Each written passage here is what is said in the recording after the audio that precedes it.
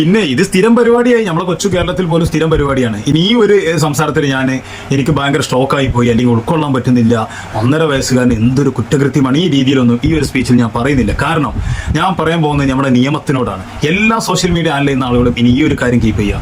മനസാക്ഷിയെ നെടുക്കിയെന്ന് ഇനി ഒരു ഇതുപോലെയുള്ള കാര്യത്തിൽ പറയേണ്ടതായിട്ട് വരുമെന്ന് എനിക്ക് തോന്നുന്നില്ല. കാരണം അടുത്തിങ്ങോട്ട് കുറച്ച് കാലങ്ങളായിട്ട് നമ്മുടെ കേരളത്തിൽ 14 ജില്ലയിൽ ഏതെങ്കിലും ഒരു ജില്ലയിൽ ഓരോ ദിവസവും ഇതുപോലെയുള്ള ക്രൈം നമ്മൾ കാണുന്നുണ്ട്. ഒരു പക്ഷേ ഇനിയും നമുക്ക് മനസാക്ഷി നെടുങ്ങുന്നുണ്ടെങ്കിൽ നമ്മളത് ഉപബോധ മനസ്സിൽ നമ്മൾ ഉൾക്കൊള്ളാത്തത് കൊണ്ടാണ്.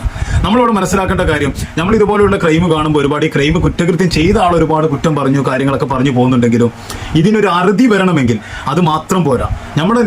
നമ്മുടെ നിയമം മാറ്റി വെക്കേണ്ട സമയമായി. ഇനി ആ ഒരു കാര്യത്തിനാണ് നമ്മളെല്ലാവരും സംസാരിക്കേണ്ടത്.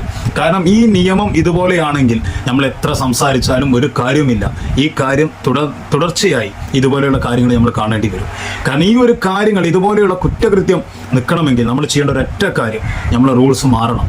നമ്മളെ നിയമം പലപ്പോഴും ഇതുപോലെയുള്ള കുറ്റകൃത്യം ചെയ്തവരെ സംരക്ഷിക്കുകയാണ്. സ്ഥിരമായിട്ട് തൊഴിലവസരം, സാലറി, സ്റ്റേ ആൻഡ് അക്കോമഡേഷൻ, ഇത്രയും നടക്കുന്നുള്ളൂ, വേറൊരു കാര്യം നടക്കുന്നില്ല.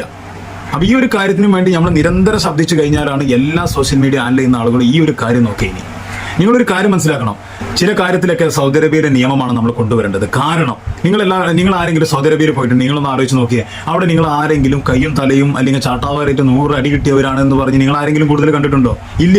കാരണം എന്താണ്? അവിടെ കുറ്റകൃത്യം ആ നിയമം ഉള്ളതുകൊണ്ട് കുറയുന്നു എന്നുള്ളതാണ്. അല്ലാതെ എല്ലാവരെയും തലയും കയ്യും കാരും വെട്ടും എന്നുള്ളതല്ല. മനസ്സിലായില്ലേ? ആ ഒരു അവയർനെസ് അവിടെ ഉണ്ടാകുമ്പോൾ എന്തുണ്ടാവും?